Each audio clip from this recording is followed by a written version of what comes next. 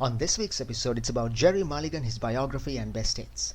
Gerry Mulligan was one of the coolest players in jazz. He was born Gerald Joseph Mulligan back in 1927 in Queens, New York, and he ended up becoming the baritone sax guy. Like if you think of smooth, laid-back jazz with a deep, buttery saxophone sound, that's Mulligan all over. He wasn't just a player, he was a composer and arranger who helped shape the whole cool jazz movement. His early life was kind of all over the place. His dad's job meant the family moved a lot, but young Gerry was glued to music from the start. He tried piano, switched to clarinet, and then found his true voice with the baritone sax. By the time he was 14 in Reading, Pennsylvania, he was already performing with local bands. Then the late 40s hit and he moved to New York City. He arranged for Gene Krupa's band and caught the attention of Miles Davis. That's how he got roped into the famous Birth of the Cool sessions in 1949. Imagine that, Miles, Mulligan and a bunch of other heavyweights inventing a whole new vibe in jazz. But here's where it gets really interesting. In the early 50s, Mulligan teamed up with Chet Baker and formed his own quartet with no piano, just baritone sax, trumpet, bass and drums. Their recordings are legendary, open, melodic and airy. That group basically stamped Mulligan as a jazz innovator. And he never stopped exploring. Through the 50s and 60s he did big band stuff, orchestral collaborations, even wrote for film and TV. Later on in the 80s and 90s he was still active, writing new works like The Flying Scotsman, even revisiting Birth of Cool with a fresh lineup. He passed away in 1996, but not before leaving behind this giant legacy. His tunes like Walkin Shoes and Five Brothers are straight up jazz standards today. Mulligan wasn't just a saxophone player, he was an architect of modern jazz. And that was some insight into the biography and best hits of Gerry Mulligan. More details coming up. Also coming up, some trending festival and album news. Stay tuned to the Weekend Jazz Update with Jashan De Silva to find out more. We'll be right back after this. On this week's episode, it's about Gerry Mulligan, his biography and best hits. During this hour, we're going to be talking about his biography. Gerry Mulligan, born Gerald Joseph Mulligan on April 6, 1927 in Queens Village, New York, wasn't just any saxophonist. He basically redefined the baritone sax in jazz. Think smooth, lyrical, clever and cool all at once. He was a composer, arranger and innovator who played a huge role in shaping the cool jazz movement. You know, that laid-back, sophisticated sound that's all about subtle swing and melodic flow, instead of the hyper-speed bebop chaos. Mulligan's musical story starts young. His family moved around a lot because of his dad's engineering work, so he got exposed to a bunch of different music scenes. He started on piano, then moved to clarinet, eventually settled on baritone sax. By his teens in Reading, Pennsylvania, he was already giggling with local bands. By the late 40s, Mulligan hit New York City, diving into the jazz scene headfirst. He worked with big bands like Gene Krupa's band, arranging and playing, and his skills caught Miles Davis' eye. That led to Mulligan joining the legendary Birth of the Cool sessions around 1949 to 1950. Those sessions literally rewrote the jazz rulebook. No more breakneck bebop, instead a cool, airy, sophisticated sound that still swings beautifully. Then came one of his most famous collaborations, the Mulligan-Baker quartet with Chet Baker, a pianoless quartet. Minimalistic setup, maximum conversation. Mulligan's baritone weaved around Baker's trumpet in ways that felt effortless. Every note like it was in dialogue. Those recordings, absolute classics. Throughout the 50s and 60s, he kept pushing boundaries. Big bands, orchestral jazz, film scores and compositions like Twin Brothers and Walkin Shoes that became jazz standards. Even in the 80s and 90s, he was still innovating. He was composer in residence at the Glasgow Jazz Festival in 1988, revisited Birth of the Cool in 1992 with Rebirth of the Cool, and kept recording and performing until his final album Dragonfly in 1995. He gave his last performance on the Floating Jazz Festival that same year. Gerry Mulligan passed away on January 20, 1996 at age 68. But what a legacy. His baritone sax voice, his compositions, his arrangements, they didn't just leave a mark, they built the blueprint for modern jazz. Mulligan's story is a masterclass in innovation, collaboration, and staying true to your musical voice while constantly pushing the envelope. Listening to his life and music feels like flipping through jazz history itself, but with the coolest sound. And this is the Weekend Jazz Update with Jashan De Silva. On this week's episode, it's about Gerry Mulligan, his biography and best hits. Now it's time for some trending album news. There's a great new album by an amazing jazz vocalist, MZ Val. Her real name's Valerie Monroe, and she's just dropped her debut album called Simply Me.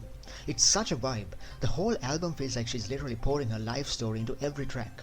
She grew up in this crazy talented Clayton jazz family, so music was always in her DNA. And get this, in the early 90s, she was actually a railet touring with Ray Charles.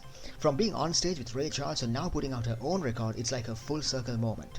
Her style is this mix of soul and jazz with so much honesty in her voice. You can really hear the influence of legends like Sarah Vaughan and Nina Simone, and she never sounds like she's copying them, she makes it her own. Her second single, How Glad I Am, is basically a burst of joy. It's so warm and uplifting you can't help but smile when you listen to it. It's that perfect feel-good but still classy jazz kind of track. And the album lineup, she covers some classics like The Very Thought of You and All Right Okay You Win, but also gives us this medley of We Are in This Love Together and Let's Do It Again. That's just silky smooth. The title track, Simply Me, feels like her personal manifesto, like she's saying, here I am world, exactly as I am. This album is a soulful journey. It's modern jazz rooted in tradition. And that was some trending album news on the Weekend Jazz Update with Joshua and Silva. We're going for a short break. We'll be right back after that. You're tuned into the Weekend Jazz Update with Joshua and Silva. On this week's episode, it's about Gerry Mulligan, his biography and best hits. During this hour, we're going to be talking about more of his best albums of all time. Here's a quick recap of what's coming up.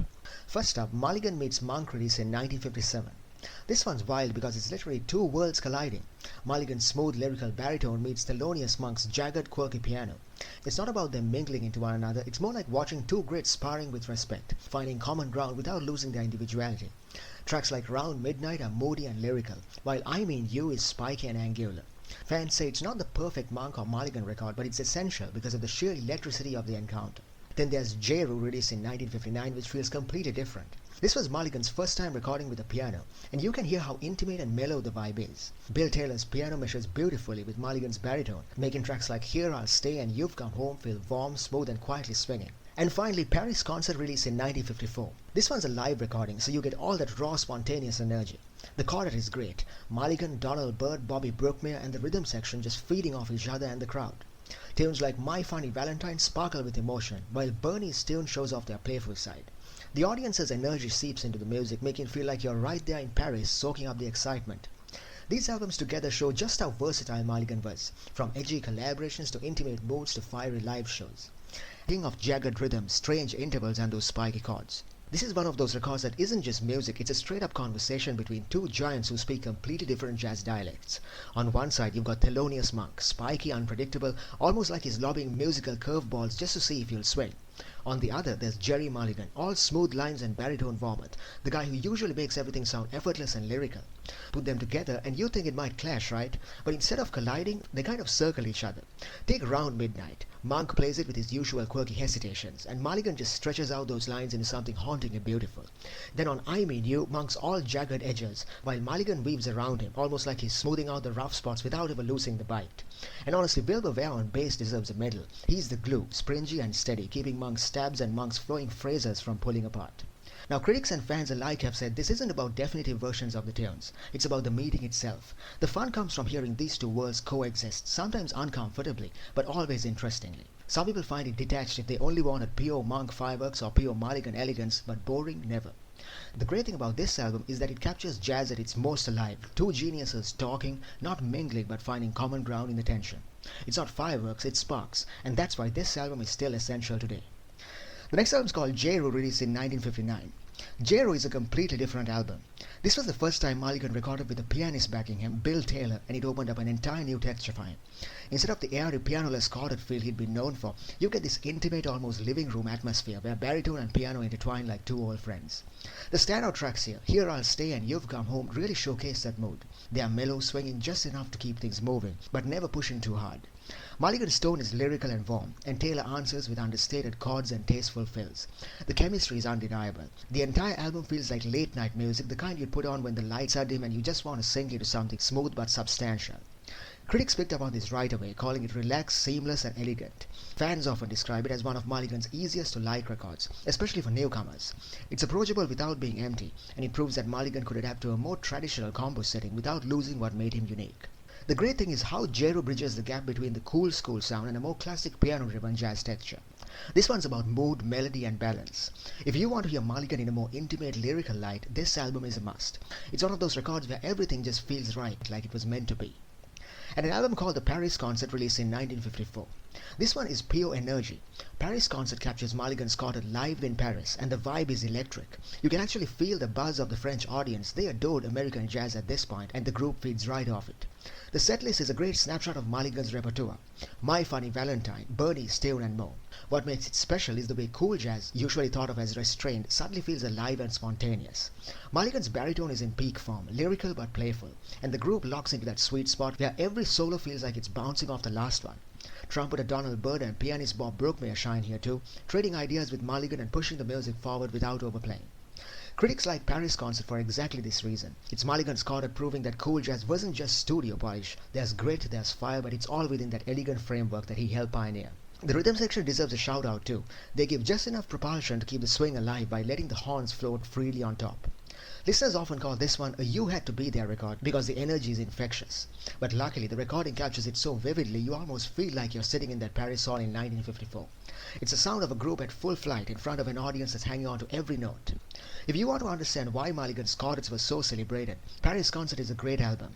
It's not just cool, it's alive, and that makes it one of his most exciting live album releases. This is the Weekend Jazz Update with Yashanti Silva. On this week's episode, it's about Gerry Mulligan, his biography, and best hits. Now it's time for some trending album news.